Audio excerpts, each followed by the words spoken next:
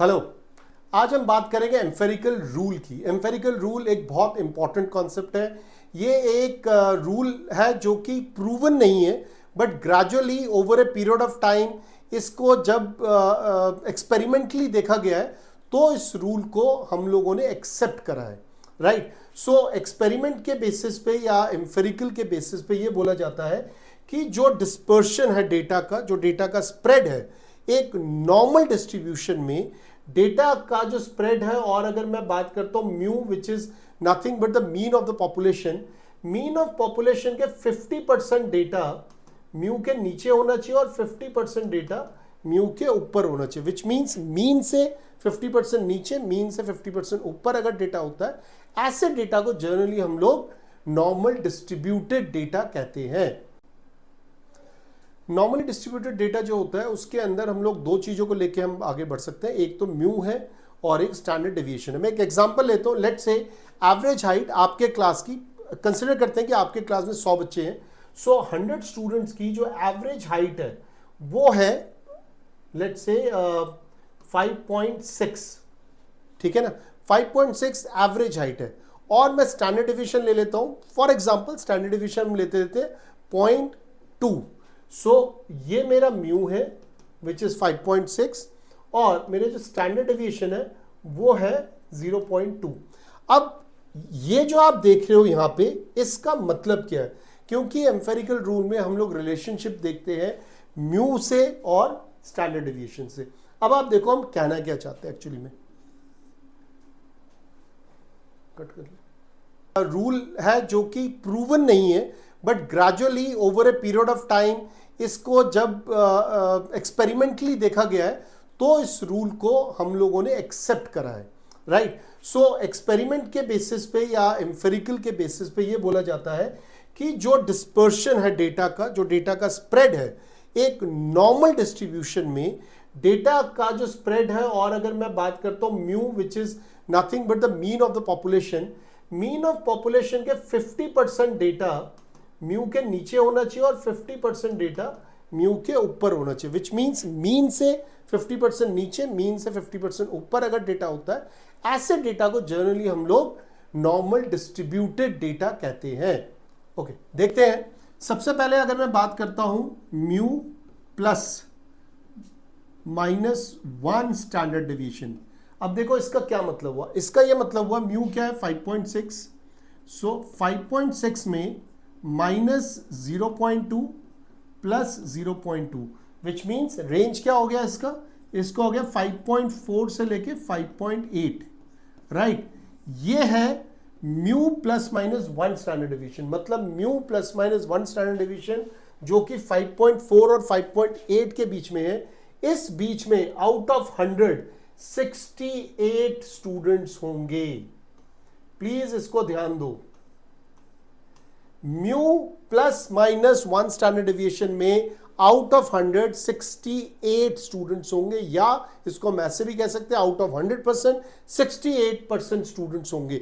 However this 68 is not the absolute number, 68 plus कुछ होता है, but then let's consider 68% students out of 100% they will fall under mu which means mean plus minus 1 standard deviation. अब हम देखते हैं कि data अगर जो स्प्रेड है डेटा का वो अगर म्यू से मतलब मीन से 2 स्टैंडर्ड डेविएशन दूर है तो एक्चुअली में वो प्लस माइनस करके कितना उसका रेंज बनता है। सो अब हम देखते हैं mu plus minus 2 standard deviation, 1 standard deviation कितना है 0.2, तो 2 स्टैंडर्ड डेविएशन कितना होगा 0.4। राइट। तो 0.4 5.6 से इधर और 0.4 5.6 से उधर, ये प्लस ले लेते हैं माइनस ले लेते हैं, विच मीन्स मेरा रेंज कितना हुआ, मेरा रेंज हुआ 5.2 से लेके 5.10। अब आप देखो 5.2 से लेके 5.10 जो रेंज है वो है mu plus minus 2 standard deviation, which means mean से प्लस माइनस 2 स्टैंडर्ड डेविएशन जा रहा है। इतने में कितने लोग आते हैं या कितने परसेंटेज डेटा लाई करता है? अब आप देखो हमने 68 करा था, 34 और 34, अब कितना ऐड हो जाता है 13.5 इस तरफ को मोर देन म्यू, 13.5 दूसरी तरफ को लेस देन म्यू की तरफ चला जाता है। दोनों को ऐड करेंगे तो ये बनेगा मेरा 27। विच मीन्स 68% में मैं 27 अगर ऐड कर देता हूं तो this becomes 95%, which means mean plus minus 2 standard deviation में 95% स्टूडेंट्स फॉल करते हैं। क्लियर? अब हम देखते हैं रिलेशनशिप के केसेस में mu plus minus 3 standard deviation कितना होता है। हमने देखा mu plus minus 1 standard deviation में 68% डेटा लाई करता है, mu plus minus 2 standard deviation में 95% डेटा लाई करता है। अब हम कर रहे हैं mu plus minus 3 standard deviation. ये कितना होगा? ये होगा 5.4, 5.6 is my mean, 3 standard deviation, मतलब अगर 1 स्टैंडर्ड डेविएशन 0.2 है तो 3 स्टैंडर्ड डेविएशन कितना हो जाएगा? 0.6। तो 0.6 इधर भी ऐड हो जाएगा। अब मेरा रेंज कितना बनेगा? अब मेरा रेंज बनेगा 5 से लेके 6, मतलब मैं ये 5 फीट से लेके 6 फीट, ये मेरे लिए रेंज हो गया। नाउ इस रेंज के अंदर अब आप देखो यहां पे ऐड करो, 95% मेरा ऑलरेडी हो चुका था, उसके बाद मैं कितना ऐड कर रहा हूं? 2.35 इधर और 2.35 इधर, विच मीन्स 4.7 में ऐड कर रहा हूं। 95 में अगर मैं 4.7 ऐड करता हूं, दिस बिकम्स 99.7%, विच मीन्स पूरा का पूरा डेटा जो है वो मेरे mean plus minus 3 standard deviation के अंदर आ जाता है। Is that clear? देखो अब आप अपने क्लास को देखो, किसी भी नॉर्मल क्लास में देखो, नॉर्मल क्लास में जो एवरेज हाइट जो होती है किसी भी क्लास में, एवरेज हाइट अगर मैं 5.6 लेके चल रहा हूं, ज्यादा से ज्यादा बच्चा जो आपको मिलेगा वो 6 फीट तक का मिलेगा, कम से कम जो बच्चा ज्यादातर मिलेगा वो 5 फीट का मिलेगा।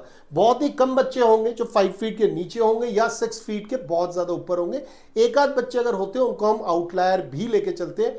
जनरली जो बच्चों की रेंज होगी 100% बच्चों की, वो इन दोनों रेंज के बीच में ही आएगा। And this is a practically proven fact. आप जब भी हम कभी भी म्यू मतलब मीन और स्टैंडर्ड डेविएशन लेते हैं, अगर डेटा नॉर्मली डिस्ट्रीब्यूटेड है तो 100% डेटा या 99.7% डेटा जो है वो mu plus minus 3 standard deviation में आता है। इसके बियॉन्ड जो डेटा होता है, डेटा पॉइंट्स होते हैं, उनको हम आउटलायर्स कहते हैं। राइट? तो आपको याद क्या रखना है? Mu plus minus 1 standard deviation में 68% डेटा आता है, mu plus minus 2 standard deviation में 95% डेटा आता है, और mu plus minus 3 standard deviation में 99.7% डेटा आता है। This is what known as empirical rule.